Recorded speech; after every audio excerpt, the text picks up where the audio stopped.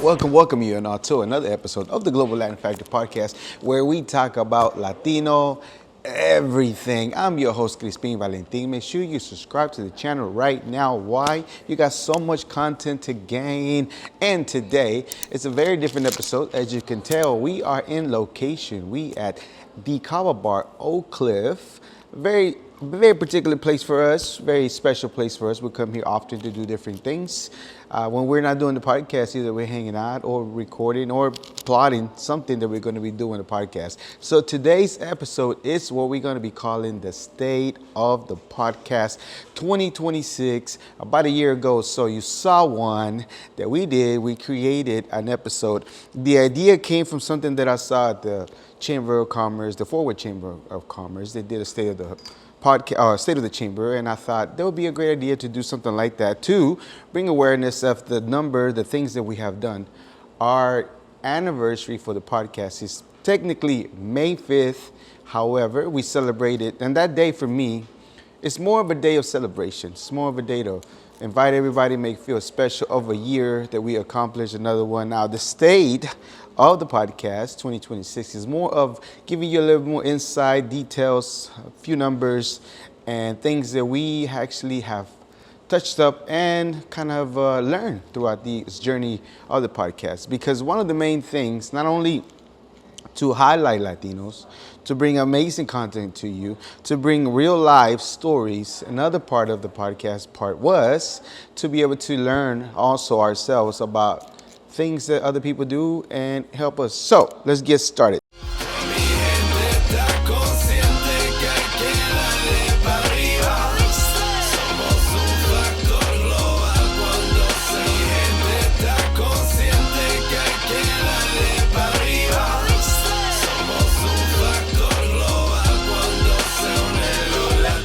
So let's touch up on some numbers that we did. So from November of last year to November of this year, we're grown tremendously.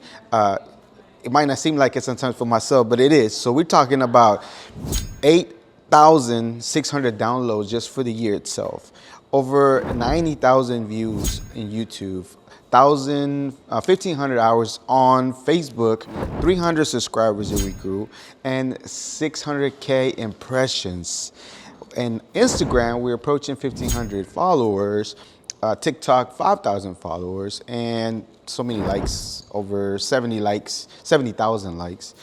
And Facebook followers, we're approaching 1K, and 30,000 technically downloads on the audio part. So Apple Podcasts, Spotify, you name it, all you that listen to those platforms that run into our people that see the sticker and say, you know who they are. Those are the ones we're talking about. That sometimes just listen to the audio portion. So we highly appreciate you. We don't realize sometimes the impact that we're making, and sometimes I try to compare to other bigger ones and other things we're doing. But technically, the crew itself for the Global Latin Factor is myself and Bree, Rebel Media. That's the only people that incorporate. So that's the team, even though it seems like a bigger operation. So we figure a way to do it. And sometimes we're really still from the last. If you want to learn more about the history of how the podcast began, go check out the State of the Podcast, the very first one we did last year, and you'll be able to kind of sort of get the history of how it got started, learn a little bit more about it. But at that time, Carlos was with me, and we were still doing the Latino way of being very creative when it comes to making it work. And the same thing with Bree. She's amazing, but at the same time, we still work with very minimal things to be able to make amazing things happen and pivot and just work around things to make sure that we get another amazing episode to you, because it's super important for us to show representation, show the things that we've been continuing to do as a community of Latinos here in the United States that are continually to contribute, and it's amazing. Another thing that we have learned about all of our guests that we have, there is a lot of resilience. So if you notice all across what we are as Latinos across all the countries, is that we're very resilient. Not only that, but we're very faith and family centered. So a lot of the individuals that stop by share the story about personal growth, religious growth, and different things. And this is all what incorporates us, and we've learned. reinvention. Some of them started from doing this to going in this direction. All of a sudden, their story now changed, and now they're going this direction. They get into this field and becoming a different person than they were before. And even within the podcasts themselves, after they leave, I've seen the things that they go and do, and it's amazing to be able to see amazing individuals, amazing humans just striving for more. And then not only that, but the growth that they do after they leave. I'm not saying this because of our podcast, but because they put themselves in an uncomfortable situation to be able to, some of them never been interviewed, to later on be interviewed on TV and different things like that. To me, it's just amazing of the things that we get up to see and the reinvention that they do for themselves. Identity, so all of us, the question itself that I posed, what does Latino mean to you? A lot of the times it's on purpose for the sake of understanding that the work so profound, so deep, that it's not just a one single thing, size fits all type of situation. What it entails is to be able to, the word itself is so vast that it really, really identifies who we are. So many things, from so many colors to so many, even the slang itself is different in different cultures in the Latino community, so it's amazing. And our work ethic. A lot of our guests talked about how the inspiration they get now and the work ethic comes from their father, comes from their mother, comes from this, comes from that. That they work so many jobs, sometimes 2 or 3 jobs to put them to school, or so many jobs, 2 or 3 to raise their kids, and it's inspiring to them, and that's the reason they do it. We've seen it with Vicky. Vicky got a lot of inspiration for the things that her mom and her dad used to do. We also have Courtney Jordan that, you know, she's seen her grandparents and the way that it worked to influence her a lot on the things that she does now with mental health and her journal. So many guests that, and of course, a lot of our guests do give back. Example is Rosa. The law officer Rosa Maria Verdeja, Rosie's amazing. Not only does she always out in the community helping out, but she is always giving back as well. You see some of the things that you see on social media. It's just a minimal things of the things that she does that I've seen on the back as far as her contributions to society. So it's a lot about giving back. There's a lot more of our guests that are giving back to the community and continue to give back because it's part of the things that we do as well. Another lesson, big lesson that we learned is representation opens minds, mental doors, literally. You have to almost see somebody do the things that you want to do in order for you to be able to be somebody that wants to do that as well. And that's some of the things that super important lesson we learned on the podcast as well. Healing is a huge part of our community. We've seen it with Dr. Norma Garcia. We've seen it with Courtney. We've seen it with other people that are advocating for mental, and Jesse as well. So that's another thing that is part of our culture right now that we are working on to be able to be better off mental health wise. Culture. Our culture is our superpower. The things that we have is our superpower.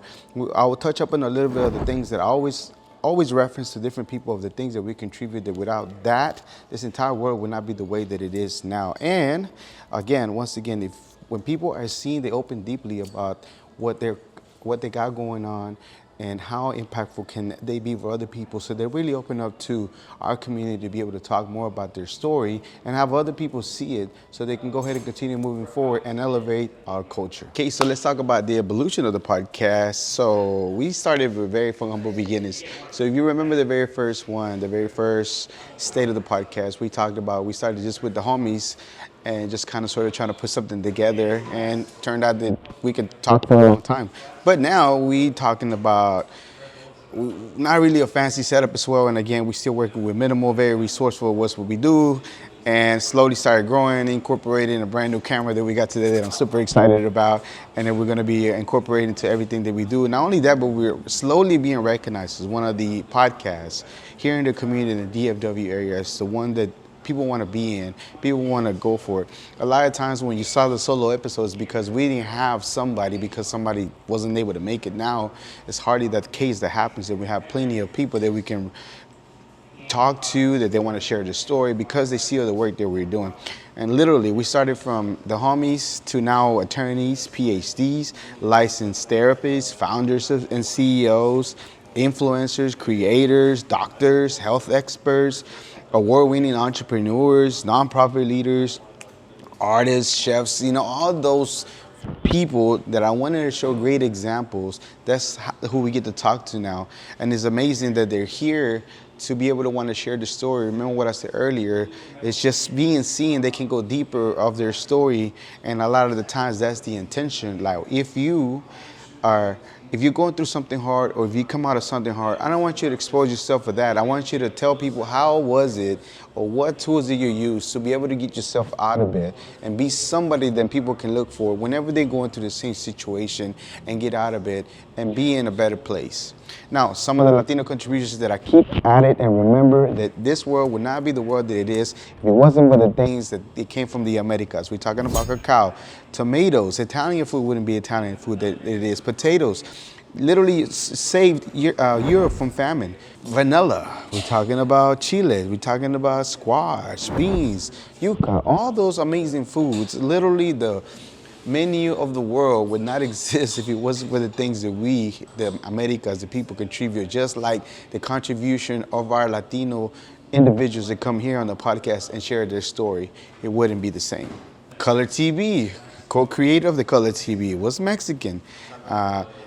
And so many more that we're going to be talking about as far as going forward, the influence. Literally today, you probably heard some kind of Latino type music, and that's the reason that I'm talking about the global Latin factor. We're only contributing, we're not going anywhere, and we will continue to show amazing representation. Now, some of the major impacts that we have also, we have data to back it up. It's like literally $1.3 trillion is the buying power of the Latinos.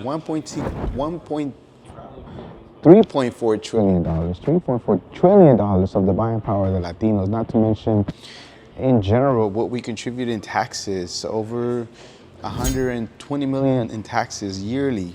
And that's just the people that are like documented. That's not the undocumented that also contribute to taxation and everything else. So again, we are doing amazing work. We're doing amazing things, so we contribute to amazing. Another thing that I want to touch up also in regards to the economy is 68% of the new workforce is Latino. 68% of Latinos. So we always have a concern about what's going to happen with the certain generation demographic boomers are gone. Well, guess what? Over the past decade, 68% of avid Latinos that are contributing to the economy. And again, we pay more than our share amount of taxes. And we, if the Latino generation themselves were a country, we will be the 5th biggest economy, topping Brazil, India, France, and UK. So literally, if all of us Latinos became a country today, we'll be number 5 in regards to the world and what we are as far as the GDP and everything else and all the big fancy numbers that people like to throw on. Home ownership, we are quickly becoming some of the force to reckon with in regards to home ownership. Latinos, 70% of Latinos home ownership grew over the past decade. It's projected to increase by 2040. That's only 4 years away. The entrepreneurship, three out of whatever it is, 3 out of any other, we are literally creating jobs, being entrepreneurs. 3 out of whatever ethnicity there is, Latinos are 3 of that particular one contributing to the economy in regards to entrepreneurship. We really are creating jobs. We really are moving the market. We really are innovating new industries. We really are doing everything that we said we're doing, and we are highlighting it here on the podcast as of right now. Another thing that we're doing here on the podcast that might be taken for granted is what we're really doing. We are sharing stories. We are of future generations that they can see and get inspired from the things that we're doing today. We're literally are changing the stereotypes. So people are saying that this kind of people and you that kind of people. We are changing that narrative because we're showing you amazing examples of amazing people doing things. We are literally highlighting nations and different things in regards to the things that we do for us. We are inspiring young Latinos, dreamers, to be able to dream even bigger. We are more than a monolith, with bigger than that. We are continuing to improve ourselves every single day. As I mentioned, with the entrepreneurs, we're creating more jobs, and we unite countries, we unite other people to collaborate, we unite identities to be able to tell other people that we are a bigger deal. We are a big deal. We will continue to be a bigger deal with education, with celebrating everything that we do, and continue to move forward our community that we call Latinos here in the world. We want to take a few seconds to say thank you so much for the Kava Bar, all the Kava Bars in general throughout the DFW for opening up their doors to be able to have us not only work here, do episodes here, have events here, work on editing and different things that we have. We mastermind some stuff here at the Kava Bar as far as the things that we do. We also want to give a big shout out to the Fort Worth Hispanic Chamber of Commerce in Fort Worth. They opened up the doors to be able to talk to a lot of their entrepreneurs. They're very supportive, a great tool, and I highly recommend if you check them out. If you have not checked out the Fort Worth Hispanic Chamber of Commerce, they're amazing people, and shout out to them. And also Los Primos, they open up their doors to be able to be part of their career fair, and we will be able to be there and talk to the kids, do an improv episode. So that's some of the locations that we've been to. And guess what? In 2026, we're going further away. Whether we out of state or maybe out of the country, we don't know where it's going to take us, but I guarantee it's going to be amazing, and you're going to be right there on the journey to be able to be part of this. So thank you so much.